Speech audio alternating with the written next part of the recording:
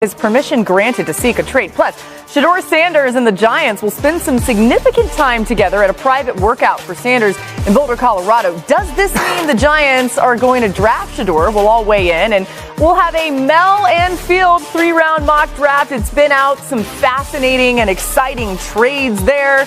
Wait till you see where they have Jackson Dart ending up. There's a whole lot more to get to here.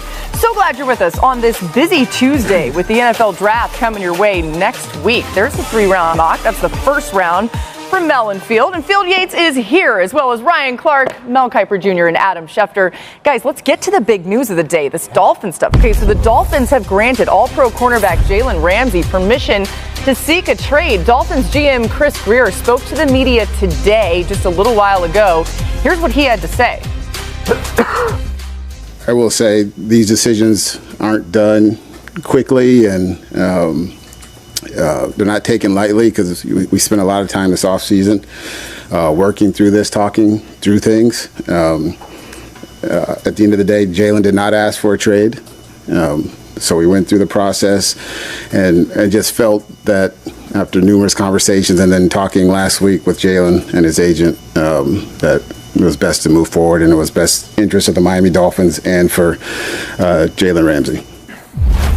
Okay, Adam, what more can you tell us about what's going on in Miami?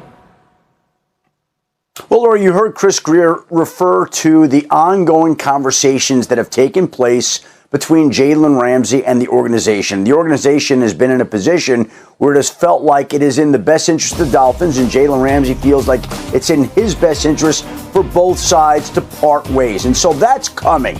The only question is how it's going to be handled and how it's going to come down. The Dolphins obviously would like to get something back, but there's the issue of money, which is always a case in situations like this. Jalen Ramsey's due over $25 million for the coming season. The Dolphins already have paid him a $4 million roster bonus. So any team that takes on a Jalen Ramsey trade obviously would like to restructure that contract. So there's the question of whether that would happen. But today, Chris Grier made it clear that the two sides are going their own ways. Jalen Ramsey is expected to have a new home, and the Miami Dolphins are going to have to lean on a former high pick, Cam Smith, to try to step in, step up, and help become the type of player that they envisioned he would become when they drafted him a couple of years ago. Yeah, Shefty, I think the Dolphins may have entered a very dangerous territory to be in the NFL, and that's us asking on the doorstep of the NFL draft, what is this team? Because I don't know the answer anymore. A couple of years ago, the Dolphins were playing in the playoffs, and they were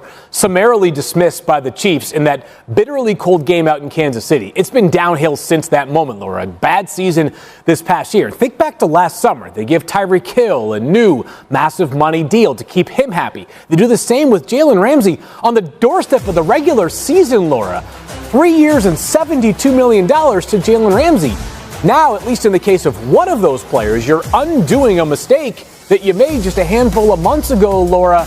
I feel like the Dolphins, even if guys get back on track this year, have too low of a ceiling to be a real contender, but too high of a floor to potentially sort of get to the roots of all of their issues here. Being in the middle is never a place that I would want to be in sports, and I feel like Miami is just kind of hovering right in the middle right now. The AFC is far too competitive to be content with that. Yeah, it's weird because, to your point, Field, it was not that long ago that you felt like they were right there in the mix for things. RC, is there a team you think should be on the phone with the Dolphins trying to trade for Jalen Ramsey?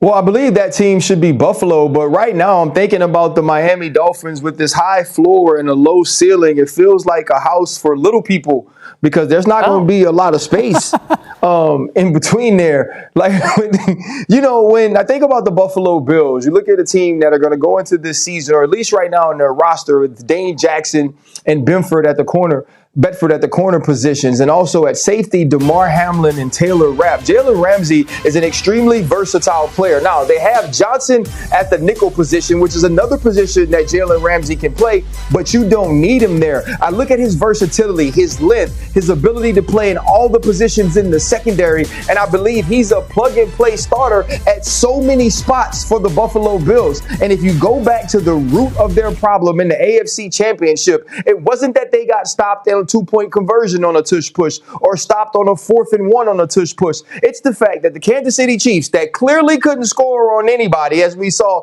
the next week, were able to put up 32 points. Jalen Ramsey becomes an immediate upgrade at so many positions in that secondary, and it is time for Josh Allen to get over the hump. In order to do that, that defense needs the ball. I like it. Now, when you think about the draft element of all this, of course, Miami picks 13th overall. Mel, they have 10 picks in this upcoming draft next week. How does this impact what you think they should target in the draft? It doesn't impact it much differently than it was a few weeks ago, Laura, when I did Mock 4.0.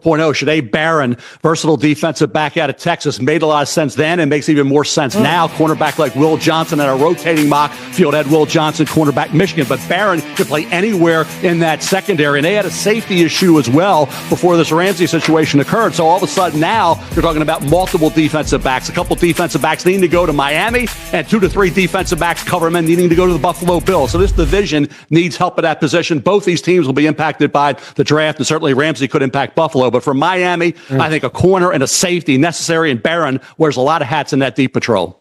Good one. Adam, Tyreek Hill, another name we've been hearing about the Dolphins possibly trading. What's going on there? Well, we've heard chatter from Tyreek Hill on social media for weeks, seemingly months now. It seems to always come up, Tyreek Hill floating the idea. It almost feels sometimes like he's playing with the public and floating out the idea of being traded. But today, the Dolphins general manager, Chris Grier, said that they are not looking to trade Tyreek Hill, short of the team receiving some blockbuster offer like 2 first-round draft picks. Now, nobody's going to give up 2 first-round draft picks, but when he said it, I think that may have raised some eyes around the league. Would he take a first-round pick? Would there be a team out there that's even willing to part with compensation like that? Again, a lot of money involved with Tyreek Hill, as there is with Jalen Ramsey. So there's a lot of questions. It will be a hard deal to get done, but the bottom line is today, Chris Grier said they were not looking to trade Tyreek Hill. Yeah, they're not looking until maybe the price is right. All right, 9 days until the NFL draft, and some draft quarterback news coming out of New York. Adam, what more can you tell us? Well, we got the New York Giants holding private workouts with any number of quarterbacks, including Shedeur Sanders. But they're going to work out Shedeur Sanders this week. They're going to work out Jalen Milroe from Alabama. They're going to work out Tyler Shuck from Louisville. If Field Yates played quarterback in college, they might have worked him out this week as well. But they're taking a long, hard look at all the quarterbacks that are out there. And clearly, there are people that expect the Giants to go quarterback. The question is, are they going to do it with the 3rd overall pick? Are they going to wait for the 2nd round? Are they going to try to trade back up into the 1st round? A lot of quarterback questions, but clearly the Giants are spending an inordinate amount of time on the quarterbacks, the top quarterbacks in this draft. Yeah, you know, I do think it's important to, Phil, to point out that it's not just Shedeur Sanders that they're working out. Jalen Milroe, as Adam just told you, and Tyler Shuck. So there seems to be some uncertainty either way about what they're going to do here. What do you make of all this? Well, first of all, there's a zero risk factor involved here, right? Because at the very least, they've created the facade that maybe they are going to take a quarterback at number 3 overall. I tend to lean towards the Giants still not taking a quarterback at number 3. We've talked about this. Shefty was talking about this on the show yesterday, right? You got to be in love with the guy to take him at the 3rd overall spot in the draft, especially when one of Abdul Carter or Travis Hunter is also available for you there. But I do believe what the Giants are doing or have done in this process is giving themselves every bit of information that they could have on these players. The film, the combine interviews, perhaps presence at pro days. But the private workout is just a little bit different, Laura. It's the only prolonged period of time that also involves a football field that you can be with these players. Is it the same thing as playing a game?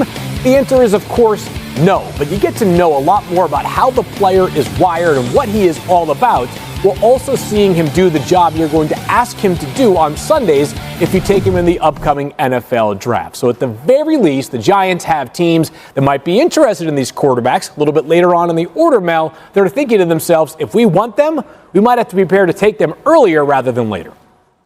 Yeah, Phil, when you're talking about a quarterback, it's so critical. You got to do all your due diligence. You got to do all the work necessary, right? And we said early second round, Shuck would be in play and Milroe will be in play. Maybe both, right? Well, you want to see how much separation on your rankings board. How do you rate Shedeur as opposed to Milroe and Shuck? Because you can maybe look at one of those two or maybe both being there early in round 2, right? But if there's a huge gap, you got to take Shedeur. And also think about the weather. These workouts, I say pro days mean nothing. Arm strength's important when you're playing in wind conditions, New York, Philadelphia, Washington. It was important for Drew Brees. That's why New Orleans in that dome was really critical to his success. I think New Orleans will be a perfect spot for Shedeur. I don't think the perfect spot for Shedeur is New York for that reason. And they're going to look at that arm strength during that pro day to size it up and see the gap between Shedeur and those other quarterbacks. And if there's a significant gap, then you take Shedeur. If it's close, then you wait till the early second round. I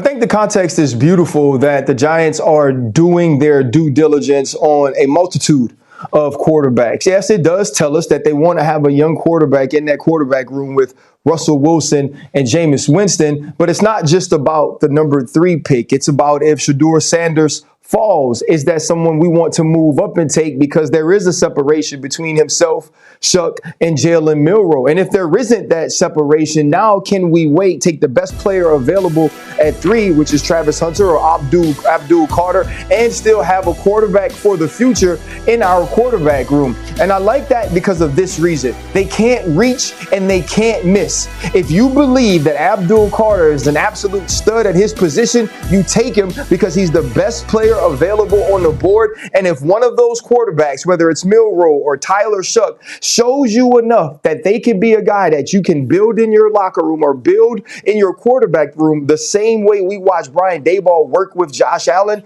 now you've got a 2-for-1 in this draft. A transcendent defensive player in Abdul Carter, or a two-way player in Travis Hunter, and a quarterback for the future.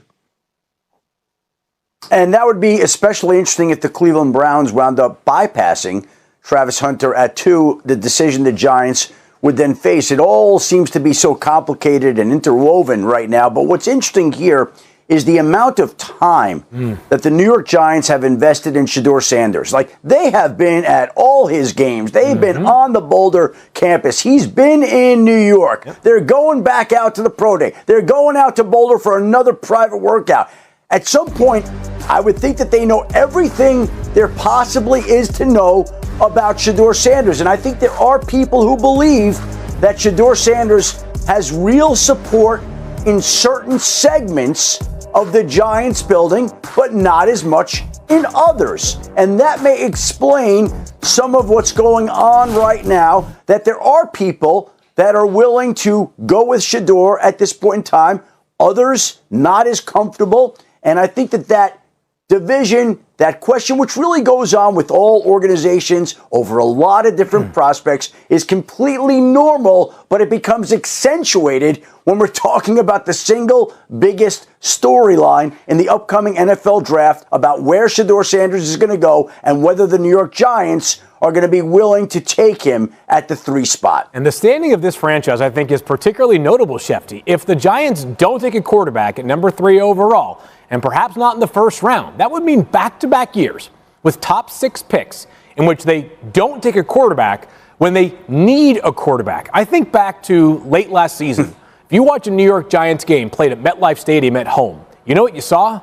A bunch of empty seats. At some point, the owners of the New York Giants must be saying to themselves, maybe we don't love this player, but are we going to go through yet another year where our fans might border on apathetic, Laura, because this team has zero chance of winning when we're going through this carousel of quarterbacks? They've made moves in the quarterback room to address it in the short term. I just think I would be very careful on the New York Giants about totally dismissing a quarterback at number 3, because the long term is what matters so much more than grinding your way to 6 or 7 wins with Russell Wilson and Jameis Winston this upcoming season. Yeah, Adam's details about potentially there could be some who like Shedeur and maybe others who don't is fascinating, guessing who might be on Team Shedeur and who isn't. All right, we're just getting started on NFL Live. Travis Hunter says he will talk about their can do this at the next level. What do you think about hearing that from him? Should teams play him at both wide receiver and DB? I mean, first off, Travis Hunter is not going to not play football, even though I know that's a double negative. If you don't play Travis Hunter on both sides of the football, you don't need to draft Travis Hunter in the top 3. And I know people are going to kill me for this, but hear me out. Travis Hunter is not a top 3 pick as a wide receiver. Travis Hunter is not Julio Jones. Travis Hunter is not Randy Moss. Travis Hunter is not Larry Fitzgerald. Travis Hunter is not Marvin Harrison. Travis Hunter is not a top 3 pick on the defensive side of the ball. He's not either of the Woodsons. Pick one. He's not Charles. He's not Rod. He's not Deion Sanders. He's not Champ Bailey. Those are the sorts of people that you pick that play one position, one skill position. So if you don't allow Travis Hunter to play both sides of the football, you actually waste a pick at least that early on Travis Hunter. Now let's think about what those players have that Travis Hunter won't have. They won't have an opportunity to work one side of the football and hone in on that craft, perfect that craft in order to gain and make the leaps and bounds that we see these people make, because that's all they have to worry about. Right now, I'm not comfortable saying if Travis Hunter was in the AFC North, I would say, hey, Travis, I want you to go stand across from Jamar Chase without help, and I expect you to stop him. Or I want you to be traveled with by Denzel Ward, and I'm going to expect you to win one-on-one the entire game. And so if you told Travis Hunter that all he could play is one position, you don't get Travis Hunter. I don't believe that Travis Hunter is a premier 1 at either of the positions, but I do believe he could be a 1B at both.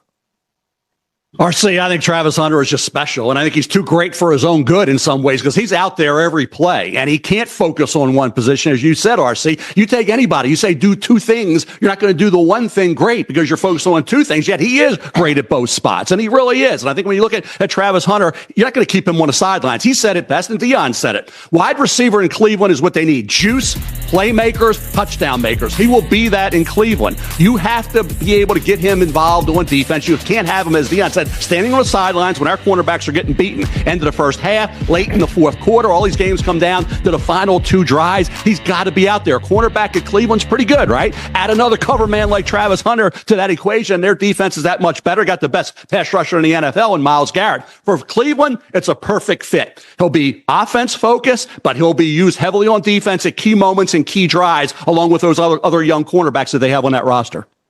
Phil, with the trade, you've got Cleveland going up and grabbing Jackson Dart. I love this pick. What went into the thought process there? First of all, to make Laura Rutledge happy, a good way to go about your appearances on NFL Live. But the Browns obviously bypassing a quarterback at number 2 puts quarterback squarely into the focus later on in the draft. And I just don't think with the Giants hovering at 34, 1 pick behind the Browns at 33, that you can just assume that Jackson Dart or Tyler Shuck or your preferred quarterback will fall into your lap at number 33 overall. So you make a move that is aggressive, but not cost prohibitive, because I do not like the idea of Cleveland mortgaging future picks to get a quarterback in the middle of the first round.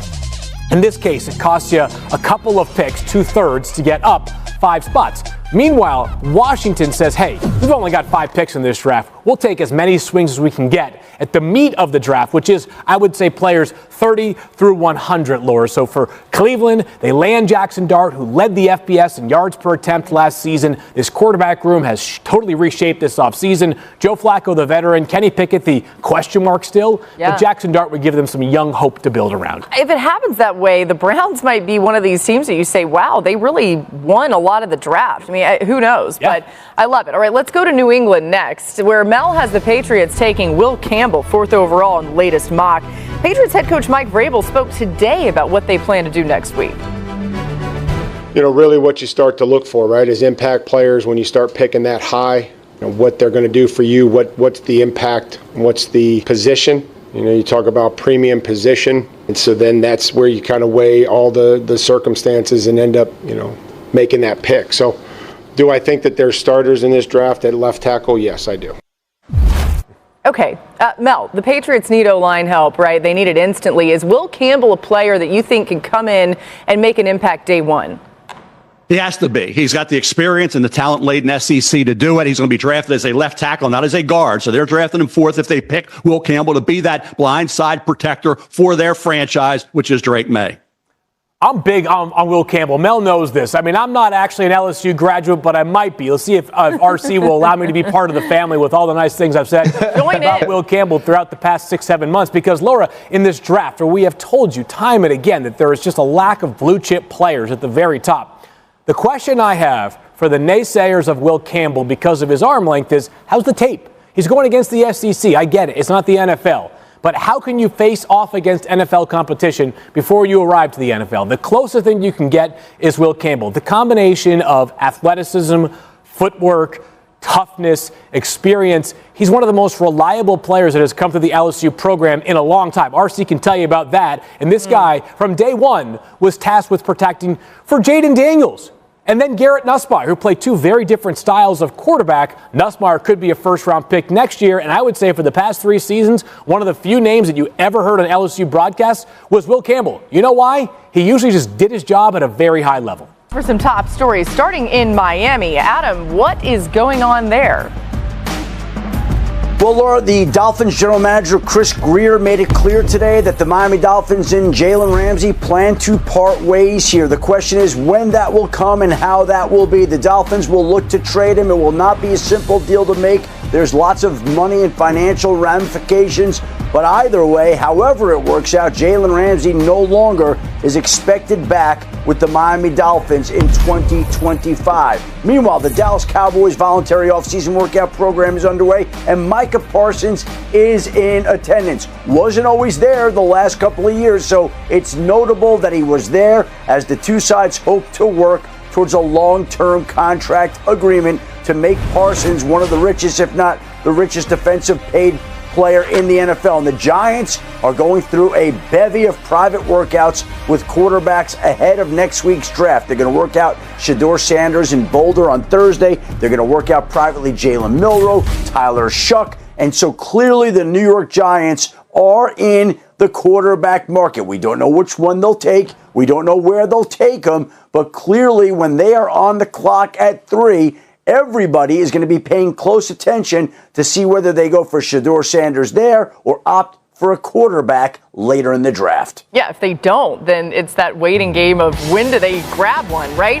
All right, how about this? It's an interesting draft for quarterbacks. In Mel Kiper and Field Yates' latest mock, they have 6 quarterbacks going in the first 3 rounds. Cam Ward goes number 1 to the Titans. Shedeur Sanders falls to the Saints at number 9. They have the Browns trading for the Commanders' 29th pick to draft Jackson Dart, as we told you about. The Giants in this mock take Tyler Shuck at 34th. And then they have another trade with the Steelers moving up to take Jalen Milroe. Lastly, Will Howard goes to the Rams. There's so many different spots you can put these guys. But let's talk about some of those quarterbacks projected to go in the 2nd and 3rd round, where they best fit. RC, let's start with Tyler Shuck. I want to see Tyler Shuck with the Cleveland Browns. You look at what Kevin Stefanski has done with a myriad of quarterbacks since he's been the head coach and the play caller there. He can move the pocket. He can throw from any platform. He can also make every single throw. And we see this offense be its best when it starts with the run and gets it to the play action pass. Tyler Shuck could excel there. Will Howard goes in the 3rd round of the Los Angeles Rams in our alternating mock draft, Laura, and Will had a very, very strong finish to his one and only season at Ohio State. He is a good athlete. He did a whole lot more of that at Kansas State than he did last year when they had that great 1-2 running back punch at Ohio State. But he's a good, accurate thrower down the field as well, has good arm strength, has great intangibles. Check him out on the Adam Schefter podcast from about a month ago as well. You know, Jalen Milroe to the Steelers. And keep in mind, at pick number 21, we haven't taken a defensive tackle, Derek Harmon out of Oregon. 2nd round, they don't have a pick in round 2. That complicates matters. That pick went to Seattle, DK Metcalf. Now, they'll be trading up, being creative, go back in to the late 2nd, early 3rd of Jalen Milroe slides. He's got that powerful rocket arm to deal with the weather conditions. They saw what Lamar Jackson did in Baltimore, being developed there after they took Hayden Hurst before they took Lamar Jackson. They traded back in. GM Ozzie Newsome at the time did that. So I think it makes sense if they can see him slide and hope he slides a bit, they may be able to get back in and get Jalen Milroe after they use the 21st pick on a defensive lineman. How about this in the latest mock with Kiper and Yates? Mel's got the Steelers trading up in round 3 for Jalen Milroe. The Steelers had steady quarterback play for 18 years before Ben Roethlisberger retired, but since then, nothing's stuck. In the last 3 seasons, the Steelers quarterbacks have thrown the fewest passing touchdowns, and they rank bottom 10 in pass yards per game and completion percentage. Russell Wilson and Justin Fields combined to rank 20th in total QBR last season. So, Steelers probably one of the quarterback-needy teams in this year's draft, we think. Do you think Jalen Milroe is a quarterback that can come in and start immediately? And, of course, we're all wondering if Aaron Rodgers is in the mix there, too. I do not, Laura. So this scenario would really need Aaron Rodgers to sign with the Pittsburgh Steelers by next Thursday. And Shefty has talked about how it's kind of a natural, in some ways, a notable deadline for Aaron Rodgers. Ideally, the Steelers would have that clarity prior to the NFL draft beginning. But in a scenario in which Aaron Rodgers does sign with Pittsburgh, especially before the draft, it would give Jalen Milroe the 1-year runway that I think he needs at least to become an NFL starting quarterback. The tantalizing upside for Jalen Milroe is completely indisputable in my book. At the same time, we saw it this past year. If you put together the 10 best plays of Jalen Milroe's season last year, he'd be the number 1 pick in the draft, right? Yes. But then you got to kind of ride the wave here with Jalen Milroe because he really struggled at times to play in rhythm as a passer, did not have great touch in the short and intermediate game, but his trait of running is as dynamic as really any trait of any quarterback in the entire class. That's why Pittsburgh will be motivated to move up in the 3rd round, develop Jalen Milroe, and potentially have a successor in 2026. All right, so before we carry on here, Adam, what is the latest with Pittsburgh and Aaron Rodgers? Laura, I think we're really a little bit on the clock here. Not only do you have the draft next week, but the Pittsburgh Steelers voluntary offseason workout program begins next week. So if Aaron Rodgers is going to sign with Pittsburgh, you'd have to think that he'd want to get there in time to get to know his new teammates, his new coaches, his new offense, everything that they would be doing. By not making a decision next week, if he were to decide that he wanted to play in Pittsburgh in May or June, he would miss some of that offseason program. Now, he's a veteran, he's sharp, he's smart, he could overcome that. But ideally, you would think that if he's going to opt to go to Pittsburgh, it would make sense that we would get some sort of clarity by the time their offseason program kicks off next week, especially with the draft on the back end of that. Okay, so we're keeping an eye on that waiting game. But, RC, what makes the most sense at number 21 for the Steelers? I think the thing that makes the most sense is to get the best player available. When you think back to when the Pittsburgh Steelers were consistently championship contenders, that is what they did. Kevin Colbert, toward the end of Ben Roethlisberger's career, he began to reach a little bit, and there were some misses in there. And then obviously drafting Kenny Pickett at 20 kind of set this organization back at the quarterback position. And so now it's not about being in that spot and having a quarterback available and thinking that you have to take him if you're Omar Khan. Continue to build this team as a roster. Continue to build this team with the best football players possible. And when it's time to get your quarterback, you make your move. Now, I would like for Aaron Rodgers to make a decision this week if I'm Omar Khan, because maybe there's something we can do on the free agency market or with trades with other teams to try to get another quarterback in that room before we enter the draft. Adam's little smile when you said that you would like Aaron Rodgers to make this decision this week if you're Omar Khan. I think we would all like that, right? Just go ahead and figure this out, okay? Absolutely. Anytime now, Laura, anytime. Listen, he doesn't have to do what we want. Just text Adam. Right, okay. Up next, we got a lot more to get to. Ellen Field's latest mock draft will start in Jacksonville, where Field has them getting tougher on defense, adding defensive tackle Mason Graham with their 5th pick. Jack's GM James Gladstone spoke today on their mindset heading into next week's draft. Something that's been very clear to both Liam and I, and it's something that we both value innately, is physical and mental toughness. And I know that probably was apparent, and that just by default, the offensive line and defensive line, that breeds that sort of mentality. And Mason Graham, Laura, you look at what he's able to do. Talk mental, physical toughness of Mason Graham. They passed on a Michigan Wolverine by the name of Aiden Hutchinson. That was a different GM and a different head coach. Now, new GM, new head coach. Don't pass on Mason Graham. Hey, don't overthink it. This guy's former wrestling background. He's got all that going for him. Plug and play. They were soft in the belly of that defense. They have the edge rushers. Mason Graham, the immediate starter, hole filler, and potential Pro Bowler. Mason Graham joining our studio. All right, let's go to Baltimore, where Field has the Ravens going safety, drafting Malachi Starks with their first-round pick. Ravens GM Eric DeCosta was asked today about what their draft priorities will be next week. I see a lot of opportunity in this draft class, really, in the middle rounds. I see more players. I see more draftable players. So we have 217 players right now on the front board. And again, a position, I mentioned corner, I would probably guess that of our 11 picks, at least one of those would be a safety. The Ravens secondary did have some struggles with deep passes last season. On throws at least 15 yards downfield, they allowed the fourth highest QBR, tied for the fourth highest completion rate, and allowed 10 touchdowns. In 2023, they allowed just 4 touchdowns on those throws. RC, where do you think Baltimore's focus should be at 27? Listen, I think if they're going to go anywhere in the secondary, I would go corner. I know Malachi Starks is slated there in the mock draft, but he was a guy that played the nickel last year, and he's more a true safety. And with the way that Marlon Humphrey played, and also Kyle Hamilton, once he was moved back into the safety position when Darius Washington became the free, I believe this team really took off on the back end, but they have to get better at corner. They go into this season with Nate Wiggins and Marlon Humphrey as the starter, but we know in the sub and nickel packages, Marlon goes inside. You have to have a guy that can hold up on the outside along with Nate Wiggins.